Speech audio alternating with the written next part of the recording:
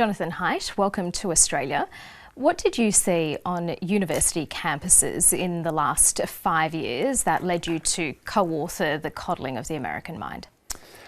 So I'm a professor at New York University. I've been a professor since 1995. I love being a professor. I love teaching. We get to be provocative. We get to explore ideas with our students. And then suddenly, from out of nowhere, around 2014, strange stuff started happening. Some students were bringing in an approach to intellectual life that was fearful, that acted as though ideas or speakers or books were dangerous. And my friend Greg Lukianoff first noticed this and came to talk to me about how students were engaging in a kind of thinking which was exactly the cognitive distortions that he had learned to stop doing when he was treated for depression with cognitive behavioral therapy. So we wrote up an article on this, on how all these new practices on campus, requests for trigger warnings, safe spaces, microaggression training, were likely to make students depressed and anxious. And then soon after our article came out, there was a wave of shout downs and protests and no platforming. So academic life changed pretty quickly in the United States between 2014 and 2017. And so why are those phrases, the ones that you mentioned, trigger warning, safe spaces, deep platforming, why are they damaging in a university environment? Because a university is a special place. A university is not like the public square. It's not like your home. A university is a place that is created so that people will explore ideas, and the magic of it is that since we all suffer from confirmation bias, we all seek out evidence to confirm our pre-existing beliefs, a university is one of the few places where you can count on other people challenging you, looking for the evidence that you can't find. So we can't work without dissent. We can't work unless we know that if we say something, people will challenge us. And as soon as a kind of an orthodoxy comes in, where certain things are the law and you can't challenge them, you can't question them, we can't do our job anymore. You told the Australian newspaper, I think, there's a very good chance that American democracy will fail, that in the next 30 years we will have a catastrophic failure of our democracy. Why are you so pessimistic? I've been studying political polarization since 2007. I've been very concerned about it. We have rising cross-partisan hatred. We have rising dysfunction in our political institutions. So I was concerned about that before the last few years. And what I've learned in writing The Coddling of the American Mind is that we have two mega trends coming that are going to make things so much worse than they've been. And so one is social media, which is already here. Social media shreds any sense that we live in a shared world. It's very difficult to agree on facts, and that's likely to get worse and worse. The other megatrend is the arrival of Gen Z, or Gen Z. So Greg Lukianoff and I were studying how Gen Z has transformed college campuses. But as this new generation, these are kids born in 1996 and after, we overprotected them, we gave them social media too early, we raised them in ways that encouraged fragility. It's very hard for them to compromise. It's very hard for them to work with someone whose values they reject. They want to be protected from that. Well, that's bad enough in college. It makes it very hard to have good conversations and discussions in college. But now take that out into the public square. Take that out into companies. It's going to be very hard, I think, for Gen Z to work in a diverse democracy.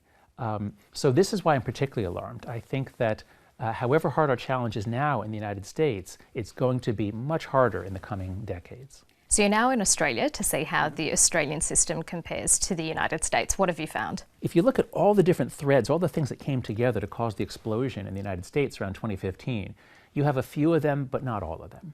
So one of the biggest ones is the huge wave of anxiety and depression that hits Gen Z. So you have that. I spoke at the University of Melbourne. I've spoken with a few dozen Australian professors, and it's very clear that your teenagers, your kids born after 1996, are much more depressed, anxious, and fragile than they used to be. So you have that. But your universities are not residential the way ours are. That is, in an American university, you've got 18-year-olds who've never been away from home before, living on campus in a tight community, and if certain woke ideas become dominant, well, then they spread through everyone. and all kinds of more and more extreme ideas. So the idea that speech is violence, everything is violence. It's a way of speaking that becomes very common in certain academic subcultures in America. But if you're a student in Australia and you come to campus and someone says that and it doesn't make much sense, and then you go home at night to your parents who are going to say, what do you mean speech is violence? So I'm not seeing the sort of the extreme politicization, sort of the aggressive, the sort of the aggressive wokeness that we have on American undergraduate institutions. I'm not seeing that here. Nonetheless, I am hearing from professors that there are isolated instances of it that are putting everyone on notice. And so we'll see whether Australia tips over the way America has. So the federal government ordered a review of free speech on university campuses in Australia last year, and it found there was no crisis. So does that mean there's no problem? To say there's no crisis just means that we're not in a state of red alert. We're not in a state where emergency measures are required. And so if that's what that statement meant, then it seems to me that that's true. It's not a crisis. But it's pretty clear that, whatever metaphor you want, the raindrops are beginning to fall, so the storm is on the way, perhaps. I think that might be a good way to put it. I've heard enough stories from Australian professors that I would say this. If you do nothing, if your university establishment says, oh, there's no crisis, back to business as usual, in a few years, I think you will find yourselves in a university setting in which people are much more afraid to speak honestly. I think the trends are coming here. I want to talk about modern parenting methods because My it's favorite topic. yeah, in particular the overprotection of children. If parents are working harder and longer than ever, how are they also spending more time with their children? It appears now that we're all putting in too much time. I don't mean to say that quality is not important, but in America we have what you might call an epidemic of overparenting. So kids need a secure base. Attachment theory in psychology tells us kids need a base that they can trust, they know that someone loves them. But the whole point of having that secure base is so that they can then go off and explore. They have to encounter things on their own. They have to take risks. And when things go badly, they can come back to the home base. But what if we never let them off the home base? Then they don't develop. And that, I believe, is what we've done to our kids in the United States. But if safetyism means that there are fewer teen pregnancies and less young people drinking, isn't that a good thing?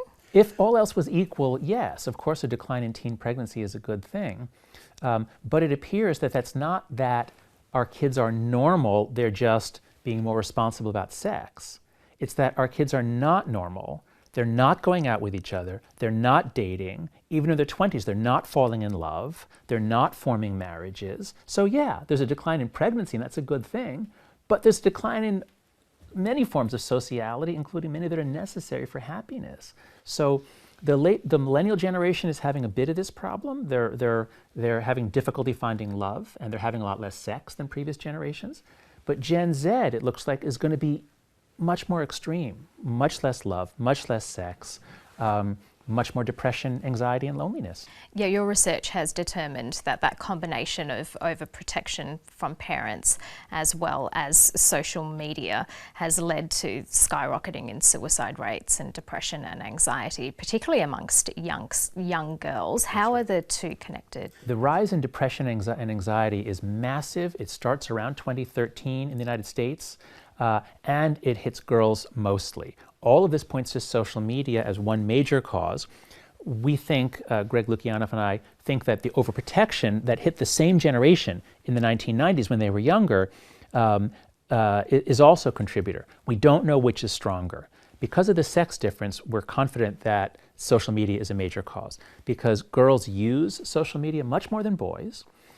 Secondly, girls are much more sensitive to the constant social comparison that social media fosters, much more sensitive to constant comparisons of whose life is perfect, who looks more beautiful. And with social media and all the filters on Snapchat and Instagram that can make you more beautiful, that's much harder on the girls. Also, boys' aggression is physical, and so when they go on social media, they can't be aggressive in that way.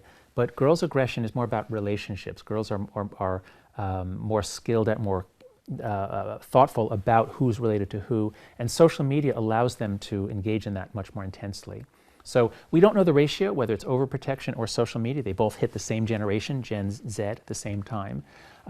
But given that this is happening in America, Britain, Canada, and Australia, it's not some local condition. The only real candidate is social media.